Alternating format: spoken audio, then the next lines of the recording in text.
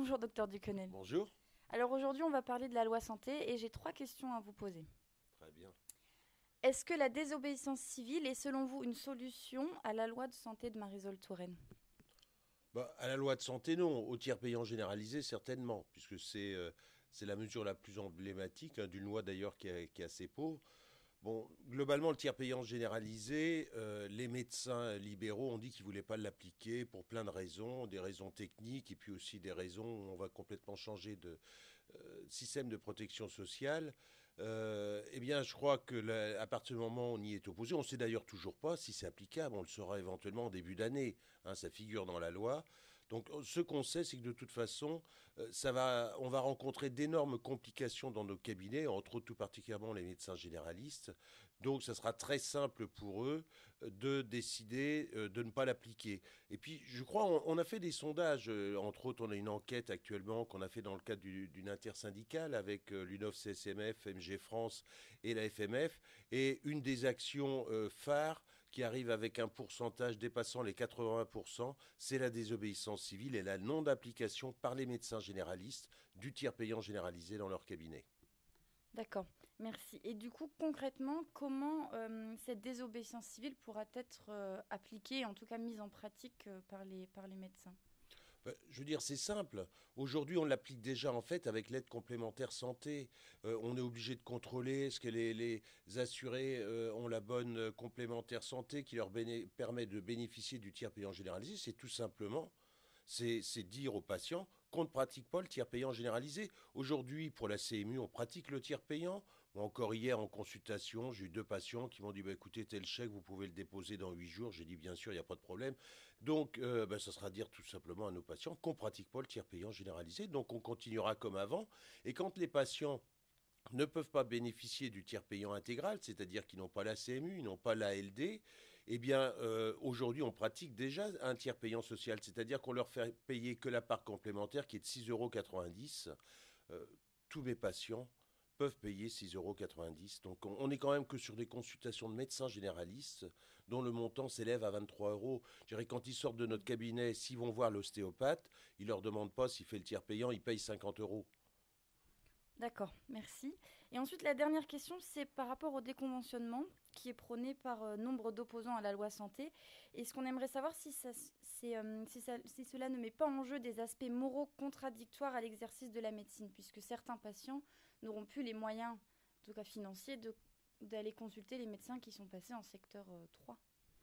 Alors en effet, le tiers payant général, excusez-moi, le déconventionnement prôné surtout par un syndicat médical pose un véritable problème. Alors d'ailleurs aussi bien pour les patients que pour les médecins. C'est pas dans la culture du médecin. Le médecin généraliste est avant tout un médecin de secteur 1 et qui pratique pas de dépassement d'honoraires pour permettre un meilleur remboursement.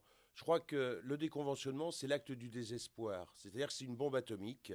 Et alors, il a déjà été pratiqué, entre autres, dans mon département en 2002. Lorsqu'il y a eu un mouvement tarifaire, on a le directeur de la caisse primaire de l'assurance maladie qui avait décidé de déconventionner 3 médecins généralistes. Il y a eu une fronde énorme et 70% des médecins généralistes devant huissier se sont déconventionnés et ont posté leur lettre de déconventionnement à la caisse. Ce qui est énorme, ce qui voulait dire que sur un département, il n'y avait plus possibilité d'avoir accès, je veux dire, à des soins normalement remboursés. Qu'a fait dès le soir le directeur de la caisse primaire? C'est qu'il a reconventionné les 3 médecins. C'est-à-dire que c'est la dernière action, c'est l'action du désespoir. Alors il faut aussi comprendre pourquoi les médecins généralistes en arrivent là. La première convention médicale nationale a eu lieu en 1971. Nous sommes donc à plus de 40 ans de convention médicale pour amener aujourd'hui la médecine générale libérale là où elle en est, tant dans ses conditions d'exercice qu'en termes de rémunération où les médecins généralistes libéraux français sont les moins bien rémunérés d'Europe. Voilà, ce que je veux dire, c'est qu'il y a eu 40 ans avec de multiples erreurs.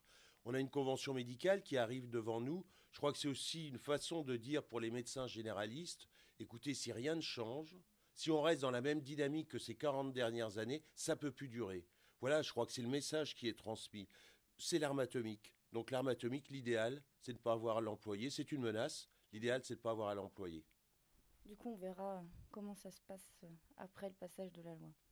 Oui, enfin, on verra surtout comment va se passer la négociation conventionnelle. La loi y est, c'est ficelé. On sait déjà qu'il y a des décrets, certains décrets qui sont dans les tuyaux, donc il y a certains thèmes qui vont aller vite. Bon, après, pour ce qui est de cette loi de santé, je parlais tout à l'heure du tiers payant généralisé, on ne sait toujours pas s'il est applicable, très clairement, et que toutes les informations qu'on a sur le groupe de travail entre l'assurance maladie et les complémentaires santé, toutes les informations que l'on a nous montrent que ce tiers payant unique, où il n'y aura aucun travail administratif pour les médecins, je veux dire, il ne pourra pas se mettre en place. Donc très clairement, je crois que ce qu'attendent les médecins généralistes libéraux, c'est que dans la prochaine convention médicale, on prenne en compte la complexité de leur exercice médical. Nos consultations ont changé. Pourquoi? Parce que les patients ont changé, ils vieillissent, ils sont atteints de plus en plus de pathologies chroniques, on a des consultations longues.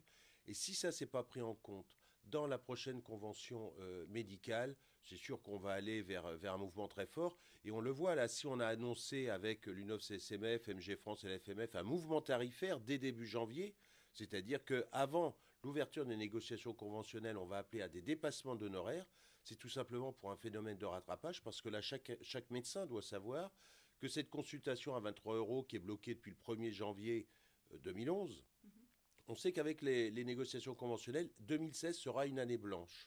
Il n'y aura rien puisqu'il faut 8 mois pour l'application des mesures. Donc dans le meilleur des cas, le C passera à 24 euros en mai-juin 2017, c'est-à-dire cette année sans revalorisation. Donc très clairement, c'est impossible, je veux dire, pour les médecins généralistes libéraux. D'accord. Je vous remercie pour ces réponses. Bonne Voilà, journée. merci.